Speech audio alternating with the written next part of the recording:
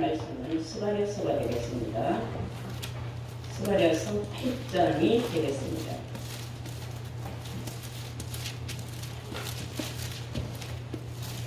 스가랴서 8장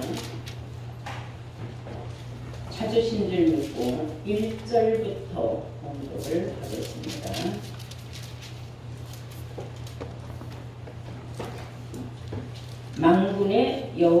만군의 여호와의 말씀이 임하여 이르시되 만군의 여호와가 말하노라. 내가 시온을 위하여 크게 질투하며 그를 위하여 크게 분노함으로 질투하노라. 나 여호와가 말하노라.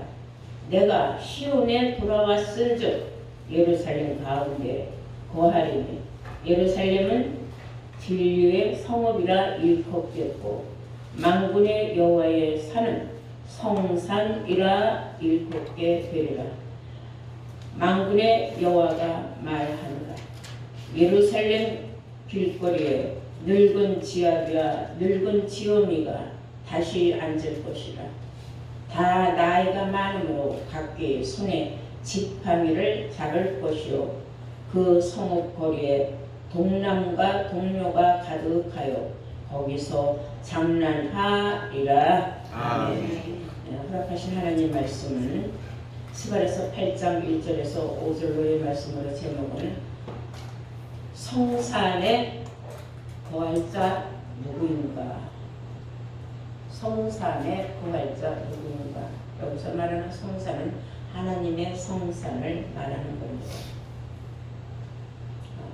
오늘 본문 말씀의 내용은 여호와께서 시온으로 돌아오셔서 그곳에 거하고 계시는데 그 시온을 다시는 말해서 예루살렘이라고도 말하고 그것을 진리의 성읍이라고 한다. 성산에 거하고 싶어도 거기가 어딘 줄 알아야 거할 거 아니겠습니까? 지금 말한 대로 진리의 성음을 알면은 그것이 여호와의 성산이라는 걸 알 수가 있어요. 하나님께서 시온으로 돌아오셔서 예루살렘 가운데에 거기 거하시는데 예루살렘은 다시 말해서 진리의 성읍이라고 말합니다. 제가 성지 순례를 다닐 적에 이스라엘에 그쪽으로 해서 요르단으로 해서 시온산 앞에까지 가봤어요. 올라가지 못했는데 보니까 얼마나 얕은 산인지 몰라요. 엄청 높은 산인 줄 알았어요. 드락산 높이 정도밖에 안 보이더라고요. 앞에서 보니까. 근데 거기는 전쟁이 심해서 올라가지 못했어요. 그리고 예루살렘도 그러니까 이것이 육신적인 시온이나 육신적인 예루살렘이 아니라는 거예요. 예루살렘도 동강이가 나서 반은 저쪽 팔레스타인 쪽에서 관리를 하고 이쪽 통곡의 벽이라고 해서 그 이쪽 담 너머로가 이스라엘에 있어요. 그 이스라엘 사람들은 예루살렘 성전을 빼앗겼기 때문에 그 통곡의 벽에 가서 계속 기도하고 옵니다. 하나님, 이 예루살렘 성전을 우리한테 돌려달라. 그것이 오늘날 저렇게 이제 전쟁터로 이제 변해버린 것이죠. 성경을 육신적으로 말하는 게 아니에요. 육신적인 시온산이나 육신적인 예루살렘이나 그런 걸 뜻하는 게 아니라 다시 말해서 예루살렘은 무엇이라? 진리의 성읍이라. 성읍이라는 건 어떤 장소를 말하는 거예요. 쉽게 말하면 진리가 나오는 장소가 예루살렘이고 그 예루살렘이 하나님의 시온산이고 그 시온산을 성경은 하나님의 여호와의 성산이라고 한다. 이걸 깨닫는데 엄청난 세월이 지나간 겁니다. 근데 이 말씀은 누구나 다 깨달을 수 없어요. 시편 15편 1절에서부터 그러면 찾아보시면 주의 성산에 거할 자는 누구이냐 하면서 주의 성산에 거할 자의 자격에 관해서 먼저 말하고 있어요. 다 함께 시편 15편을 보시도록 하겠습니다.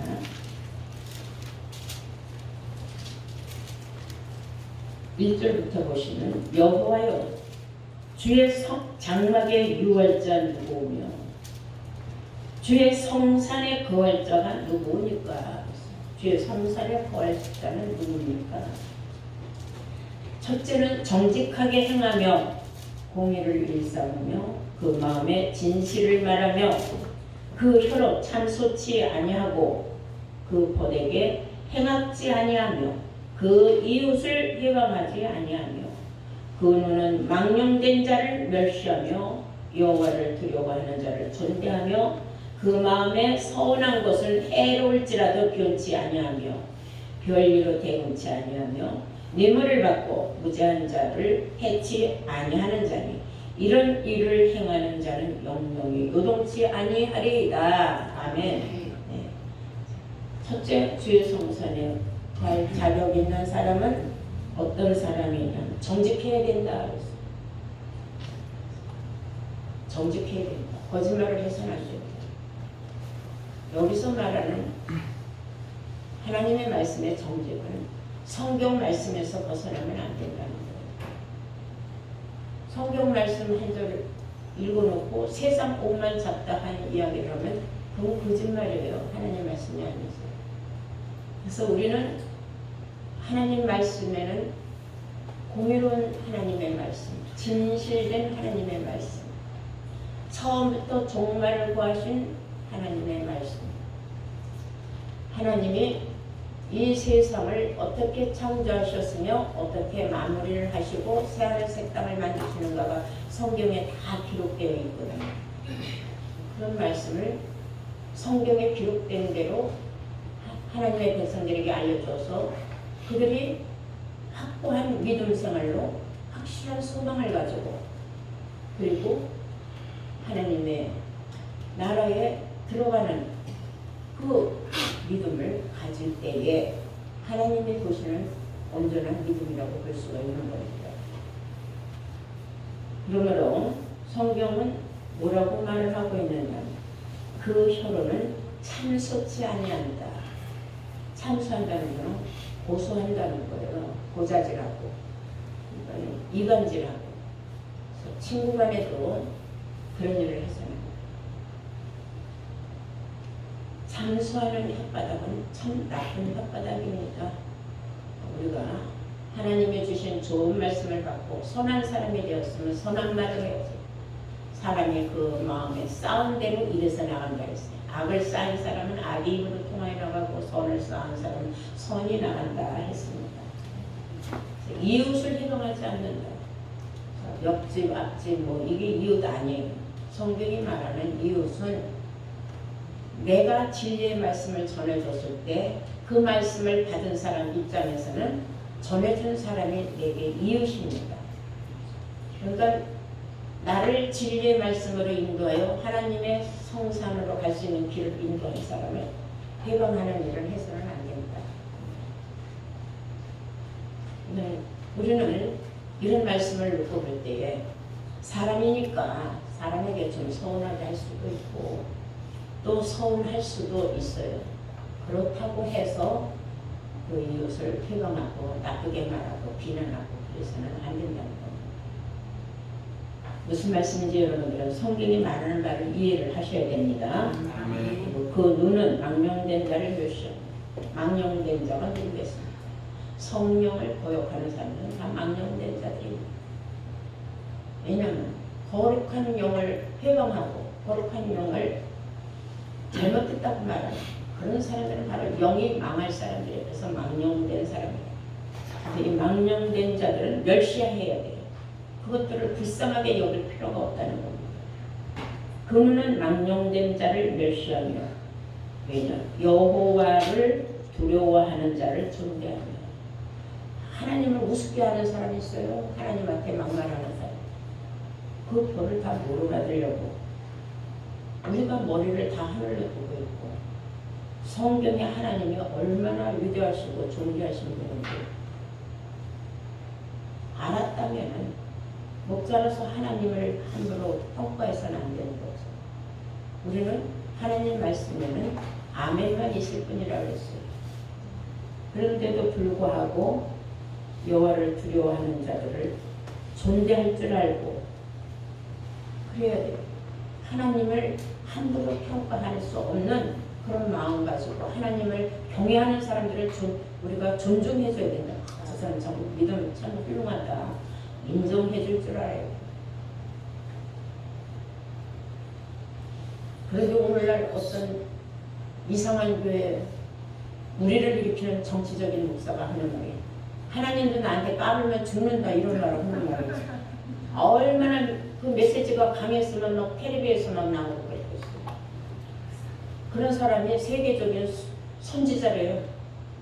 그 벌을 다 어떻게 받으려고 그런 말을 하는지 이해할 수가 없어요.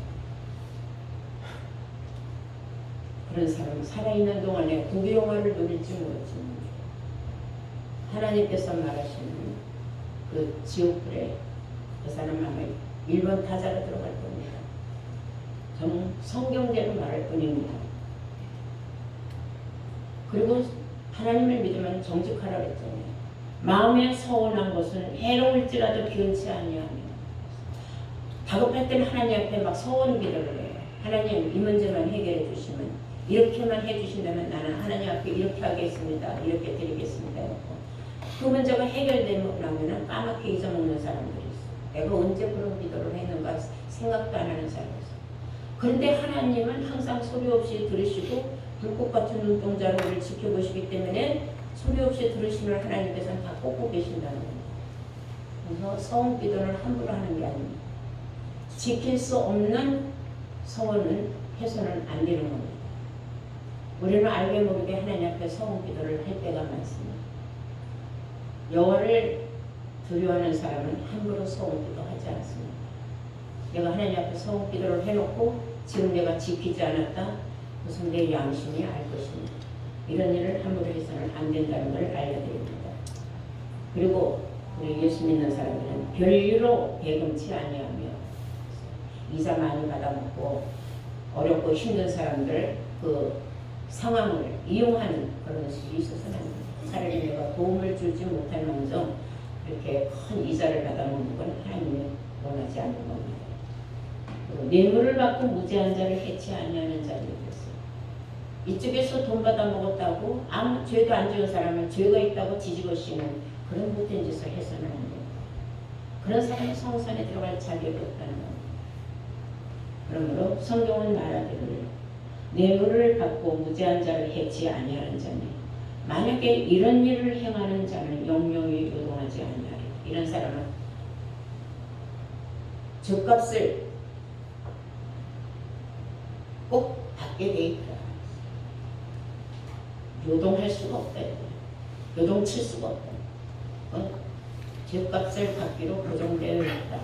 그래서 우리는 함부로 사람을 막 평가하고 나쁜 말을 하고 폄훼하고 그리고 참소하고 이웃을 해방하는 그런 못된 짓을 하는 사람은 여호와의 성산에 들어갈 자격이 없다 하는 것을 성경을 통하여 여러분들 알게 되신 줄로 믿습니다.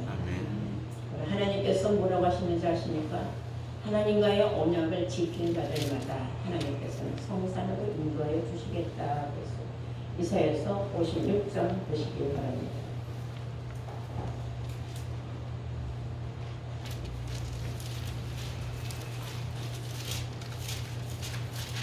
이사야서 56장 6절부터 보시면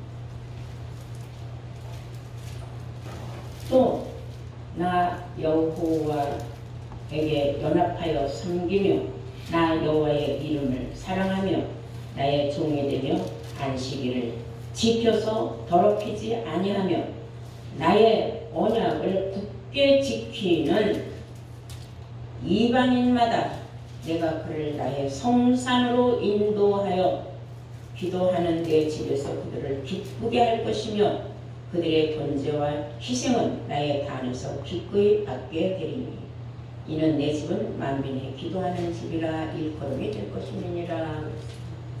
하나님과의 언약을 굳게 지키는 사람들은 이방인이라도 상관없다. 하나님과의 약속을 굳게 지키는 사람들은 하나님의 집 성산으로 인도하여서 나의 성산으로 인도하여 나의 기도하는 내 집에서 그들을 기쁘게 받을 것이다 하고 성경은 우리에게 약속하고 말하고 있습니다. 우리가 잘 아는 말이 있죠. 사람들은 성경이 말하는 산, 쉬운 산, 무슨 산, 산을 하니까 육신적인 어떤 산을 자꾸 상상을 해요. 그런 산이 아니에요. 이 영적인 산을 말하는 건데 에스겔 선지자는 에스겔 6장 1절에 뭐라고 말했냐면 산들아 여호와의 말씀을 들을지어다 그랬어요. 산이 어떻게 하나님의 말씀을 듣겠습니까?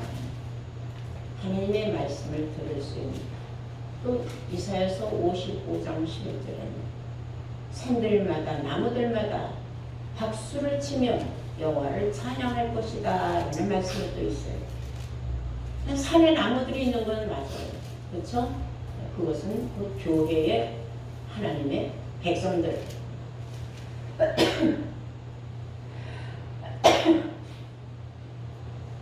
하나님의 백성들을 나무로 비유하고 있습니다. 특히 하나님이 사랑하는 나무는 유다 백성이라고 했습니다. 하나님도 푸른 잣나무로 비유하고 있을 뿐만 아니라 예수님은 포도나무로 비유하고 있어요. 그러므로 백성들은 나무로 비유하고 있다는 걸 알아요.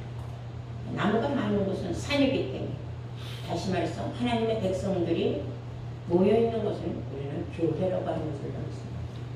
그러니까 교회에다가 여호와의 말씀을 들으라고 알려준 것은 예배 시간을 통하여 하나님의 말씀을 전해드리면 교회에 나가는 모든 성도들은 하나님의 말씀을 듣게 되니까 계시록에도 7번이나 교회에다 사자들에게 편지하는 이유라고 7교회 사자들에게 편지를 한 내용들이 나오고 있어요. 교회는 또 건물인데 이 건물은 아무 의미가 없는 교회 하면 그 교회는 우리에 다니는 성도들 그리고 말씀을 전파하는 목자 합쳐서 우리는 교회라고 하는 거지 건물 자체는 아무 의미가 없는 거예요. 그래서 성경이 말하는 산이라는 것은 바로 하나님의 백성들이 모여있는데 성산이라는 것은 거룩할 성자예요. 다시 말해서 거룩한 산, 거룩한 산을 하나님의 성산이라고 합니다. 성경은 그 거룩한 성산을 시온산이라고 합니다. 그 시온 성산에서 어떤 곳이냐 하면은 그것은 하나님의 나팔을 부는 곳이다 그랬어요. 요엘서 2장을 우리 다 함께 보시겠습니다.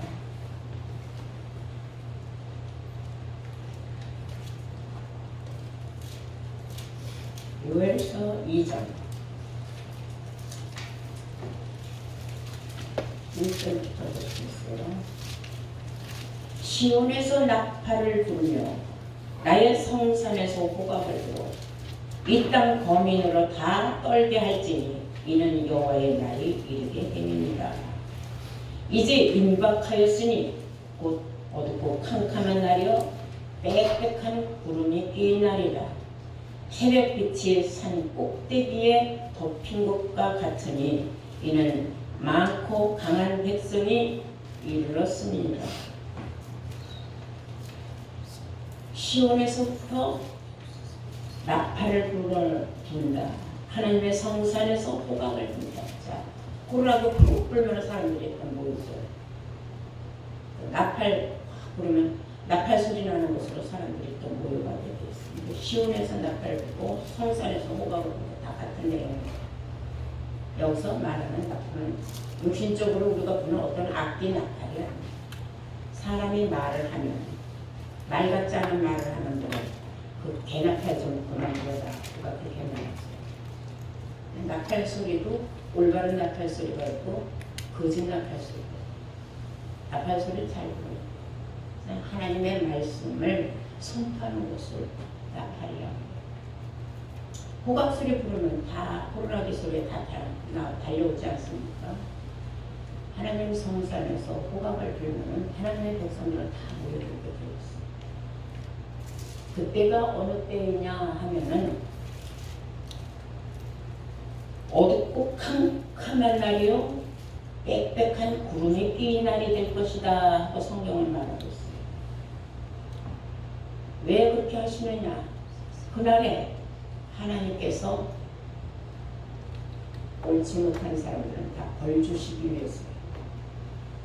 그래서 일단 불러다 놓고 나팔 소리가 잘못 들어간 사람들, 옳지 못한 나팔 소리를 들은 사람들, 하나님의 호각 소리 분별을 못하는 사람들, 이런 사람들은 다 혼을 내게 있어요. 이사야서 24장을 보시겠습니다.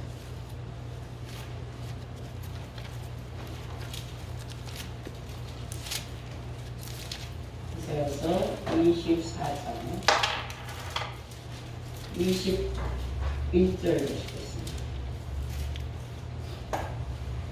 그날은 여호와의 분노의 날, 하나님께서 은밀히 선악간을 심판하는 날이라고 로마서 2장 16절 17절 기록하고 있습니다. 그날에 여호와께서 높은 데서 높은 군대를 벌하시며 땅의 왕들을 벌하시리니 그들의 죄수가 깊은 옥에 모임같이 모임을 잇고 옥에 갇혔다가 여러 날 후에 형벌을 받을 것이라. 그때에 달이 무색하고 해가 부끄러워하리니 이는 만군의 여호와께서 시온산과 예루살렘에서 왕이 되시고 그 장로들 앞에서 영광을 나타내실 것임이니라. 이런 하나님의 심판이 이르는 그런 날을 말하고 있습니다. 스바냐서 1장을 우리 한번 보실까요? 스바냐서 1장 15절 보십니다. 여호와의 큰 날이 가깝도다. 여호와의 분노의 날, 심판의 날이 가깝도다. 가깝고도 심히 빠르도다. 여호와의 날의 소리로다. 용사가 거기에서 심히 애곡하는도다. 그날은 분노의 날이요 환난과 고통의 날이요 황무와 폐괴의 날이요 캄캄하고 어두운 날이요 구름과 흑암의 날이요 나팔을 불어 경고한 성읍을 치며 높은 망대를 치는 날이로다. 내가 사람들에게 고난을 내려 소경같이 행하게 하리니 이는 그들이 나 여호와께 범죄하였음이니라.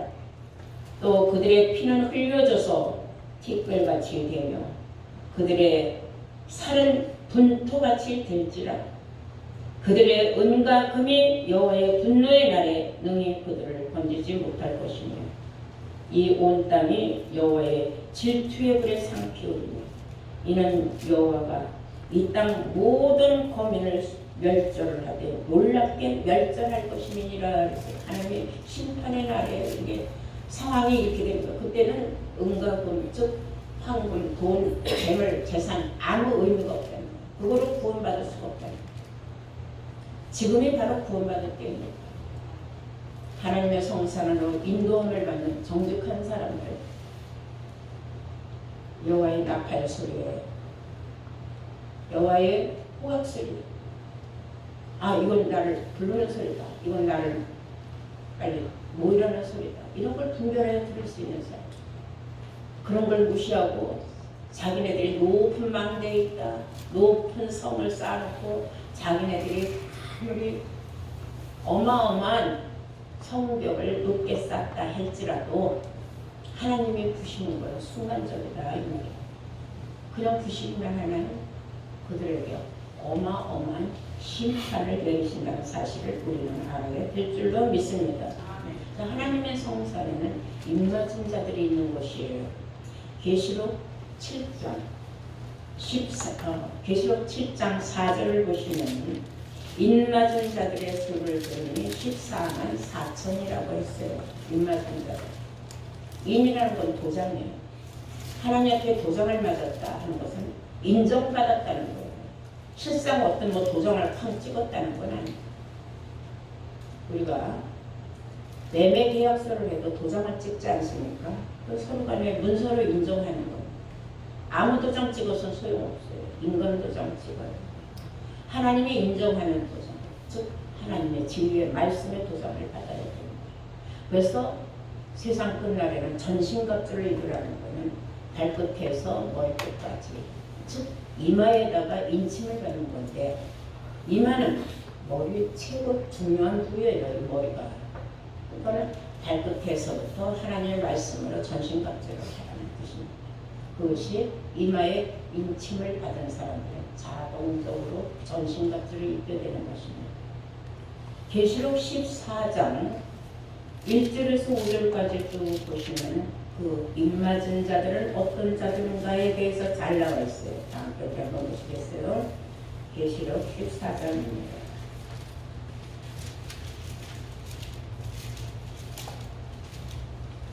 찾으신 줄 믿고 1절부터 제가 공부를 하겠습니다.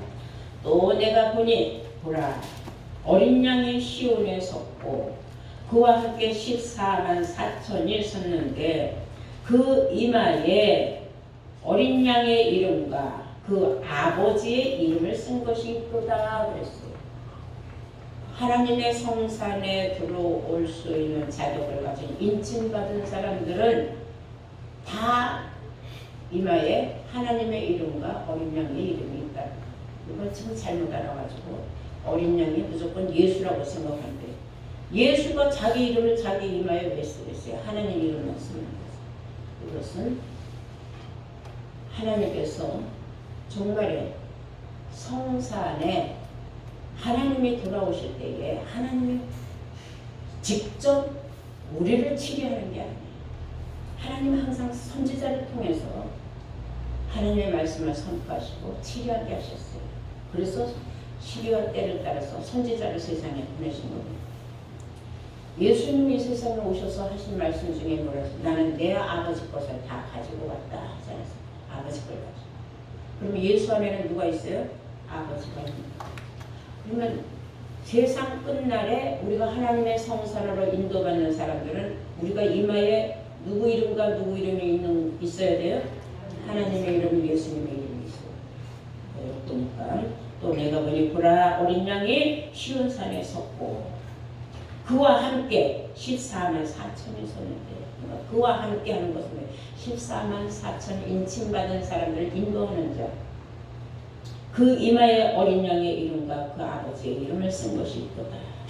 내가 하늘에서 나는 소리를 들으니 많은 물소리도 같고 큰 뇌성도 같은데 내게 들리는 소리는 검고타는 자들의 그 검고타는 것 같더라. 저희가 보좌와 내생물과 장로들 앞에서 새 노래를 부르니 땅에서 구속함을 얻을 14만 4천인 밖에는 능히 이 노래를 배울 자가 없더라. 이 사람들은 그랬어요. 그 이마에 하나님의 이름과 어린 양의 이름을 쓴 하나님의 성산으로 인도받게 합당한 이 사람들은 여자로 더불어 더럽히지 아니하고, 육신적인 말이 아니에요. 여자는 목자를 상징하는 거예요. 그러니까 잘못된 거짓 선지자에게 가서 거짓 선지자의 말로 인침받은 사람은 안 된다는 거예요.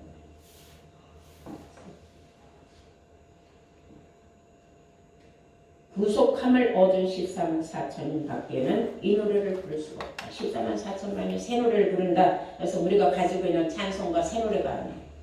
새 말씀을 말하는 거예요. 이 새 말씀은 누구나 다 듣고 깨우치지 못해요. 말씀이 들을지긴 쉬운 것 같아도 이 말씀으로 내가 인침을 받는 데는 얼마나 세월이 지나가야 되고 어려움이 있는지 몰라요. 근데 이 새 노래를 끝까지 다 배운 사람은 14만 4천 뿐이다. 이 사람들은 여기 14만 4천 안에 들어가 있는 이 사람들, 여자로 더불어 더럽히지 아니하고 거짓 선지자들에게 넘어간 적이 없고 정절이 있는 자라 여기저기 헤매고 끼웃끼웃하고 돌아다닌 적이 없다 이 말이에요. 내가 이 진리의 말씀이 옳다. 오직 진리 가운데는 내가 인dom을 받겠다. 내가 진리의 성령을 받은 자다. 자신감을 한번 가졌으면 진리에서 벗어나지 않는 한 딴 데로 가면 안 돼요. 길이 바뀌면 안 돼요. 예수님이 내가 곧 길이요 진리요 생명이라고 했잖아요. 생명을 얻기 위해서는 진리의 길로만 가야 된다는 걸 아시기 바랍니다. 예, 정적이 있는 자라 어린 양이 어디로 인도하든지 따라가는 자며 사람 가운데 구속을 받아서 처음 익은 열매로 하나님과 어린 양에게 속한 자들이니 그 입에는 거짓말이 없고 흠이 없는 자들이라 그랬어요. 그 입에는 거짓말이 없고 흠이 없는 자들이다. 이런 자격을 갖추고 있는 사람들이 복 받을 수 있는 사람들이에요. 이해가 됩니까? 자, 우리 다음 이사야서 51장 11절 볼까요? 복 받을 자격이 있는 사람들이라는 사실.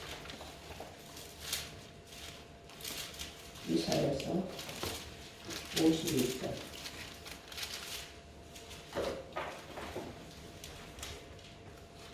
(11절) 보시겠습니다. 여호와께 구속된 자들이 돌아와서 노래하며 시온으로 돌아와서 그 머리 위에 영영한 기쁨을 쓰고 즐거움과 기쁨을 얻으리니 슬픔과 탄식이 달아나리로다. 아멘. 슬픔과 탄식이 달아나는 하나님의 성산으로 인도함을 받는다고 했어요. 성분에. 얼마나 놀라운 축복의 말씀입니까?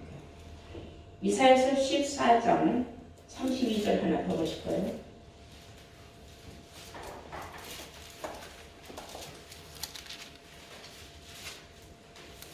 그 나라 사신들에게 어떻게 대답하겠느냐? 여호와께서 시온을 세우셨으니 그의 백성의 공고한 자들이 그 안에서 피난하리라 할 것이니라 그랬어요. 여호와의 백성들은 하나님의 성산으로 인도함을 받아서 이 세상에 어마무시한 계시록에 나와 있는 모든 환란이 다 지나가기까지 그곳에 하나님이 피난시켜 주시겠다 그랬어요. 얼마나 축복입니까? 그곳은 어떤 곳이냐? 그곳에서 세상의 모든 환란이 다 지나가고 나면은 그리스도의 나라, 이 세상 나라가 그리스도의 나라가 이루어져요. 계시록 11장 15절 말씀과 같이 마지막 나팔이 끝나면 이 세상에는 이제 그리스도의 나라가 이루어져요. 그 그리스도의 나라를 우리는 신천신지라고 해요. 새하늘 새 땅이라고 합니다. 거기에서부터 우리의 삶이 이 세상은 놀라운 변화가 일어납니다. 어떻게 변화가 일어납니까? 요즘 과학적으로 볼 적에 수많은 사람들이 이제는 100세 넘기는 거는 일도 아니라고 해요. 근데 그곳은 우리가 바로 영생하는 나라로까지 이어지는 곳이에요. 다음에 이사야서 65장 하나님께서는 내가 원하고 바라는 모든 소원 부르기도 전에 응답이 착착 오는 것이다 그랬어요. 이사야서 65장입니다.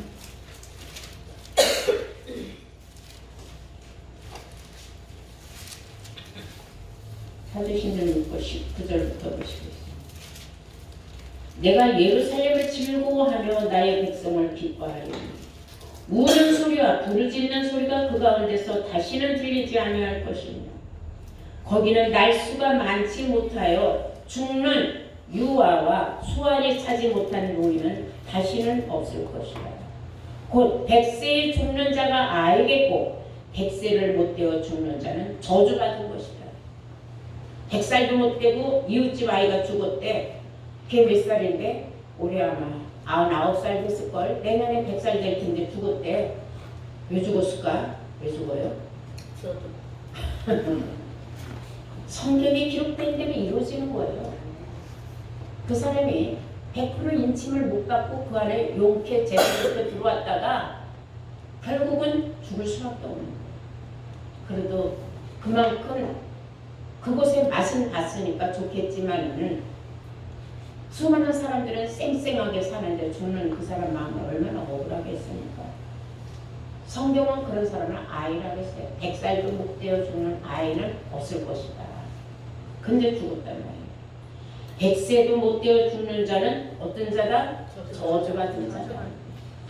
이 저주받은 자가 어떻게 용케 그것까지 들어왔지만은 결국은 죽게 돼 있다.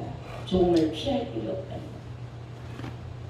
21절 그들이 가옥을 건축하고 그것에 거하겠고 포도원을 재배하고 열매를 먹을 것이니 많은 사람들은 그렇게 생각을 해요. 그곳에서는 일도 안 하고 가만히 있어도 저절로 먹는 게 아니에요. 사람은 딱 수고해서 그 수고의 대가로 내가 복락을 누리는 겁니다. 그래서 집도 짓고 농사도 짓고 그 말이에요. 거기에 대한 대가, 열매는 그 보답이에요. 내가 받아먹는 거예요. 그들이 건축한 데에 타인이 거하지 아니할 것입니다. 그들이 애쓰고 수고한 걸 누가 사기꾼들이 와서 뺏어가거나 훔쳐가거나 도둑질하거나 강도질하는 일은 없는 것이다 이거예요. 얼마나 살기 좋은 것이에요. 그들이 건축한 데 타인이 거하지 아니할 것이며 그들이 재배한 것을 타인이 먹지 아니하리니 이는 내 백성의 수완은 나무의 수완과 같겠고 나의 택한 자가 그 손으로 일한 것을 길이 누릴 것이며 그랬어요.